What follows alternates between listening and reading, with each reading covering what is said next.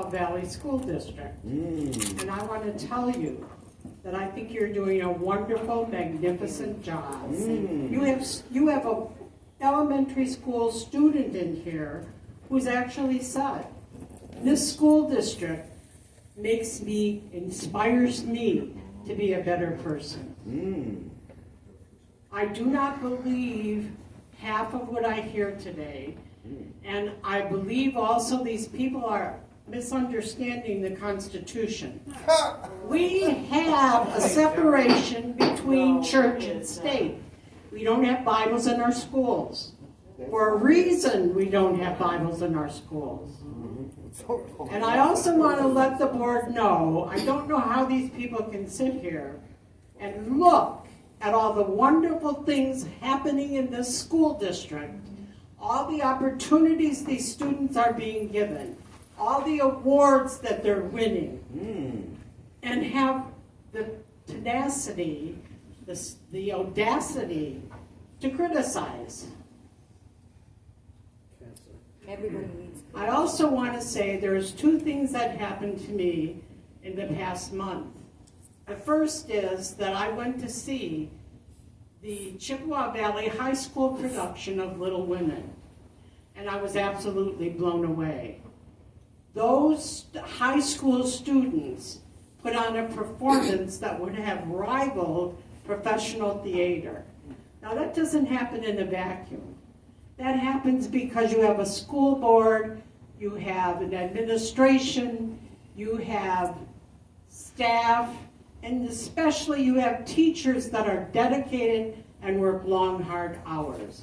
To put that production on, those students had to learn a lot of things.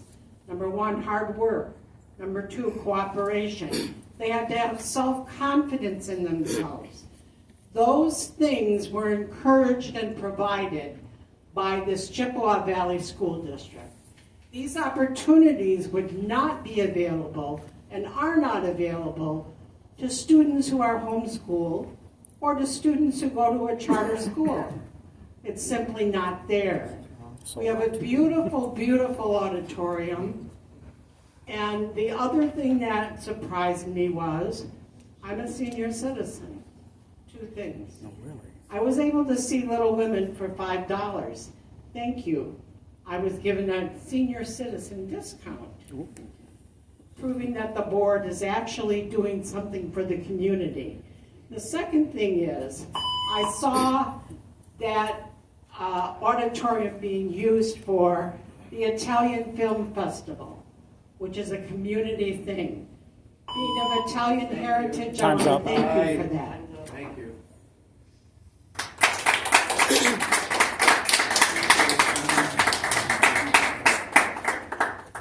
Next speaker is Walt.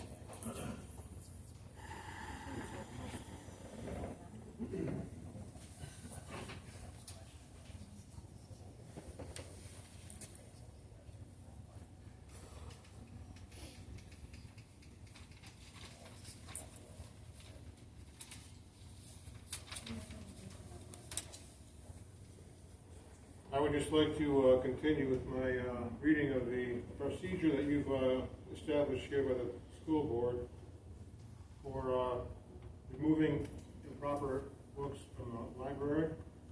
I started here a couple meetings ago and only got through the first 7 steps. I'll just go back and rehash just the basics of the first 6 steps before I proceed on the next 7 steps. Parent issue a complaint, that's number 1. Number 2 is parent file a complaint and receive forms, that's number 2. Number 3, parent certify entire book and submit forms. They got to read the entire book in order to submit the form. I'm going to prove that, that's number 2. Number 4, principal notifies school of officials. And number 5, administration forms a committee. Number 6, a committee is defined. Number 7, committee is convened and educated and procedures as to procedures to be followed. This is the whole number 7. Now we're going to read the verbatim number 7. Reconsideration committee members are required to review the CVS Media Center guidelines document. The committee will follow the procedures for reconsideration, which are follows. It's A, B, C, D, I think there's E E and F in here too somewhere, but I'll just start with A, B, C, and D. The committee will have read, listened to, or viewed the material in its entirety prior to discussion. Moreover, the committee members will be provided with available reviews of the materials prior to reconsideration committee meeting. B, the committee will designate a member to keep meetings of the minutes. C, the committee will evaluate the material in an objective manner in compliance with the CBS Library Media Selection Policy. Passages or parts of the material in question should not be pulled out of context. The values and faults should be weighed against each other and the opinions based on the materials as a whole. D, the committee will evaluate the materials in question bearing in mind the principles of the First Amendment. He's talking about the First Amendment? I'm sorry, but that's what you guys said. And the freedom to read a Michigan statement shall be reviewed and the materials based on these principles rather than defense or opposition to individual materials. 7E, the committee will reach a decision as to the appropriateness of the material for the library collection. The decision will be made by a simple majority vote of the committee, which will be by a secret ballot vote. F, 7F.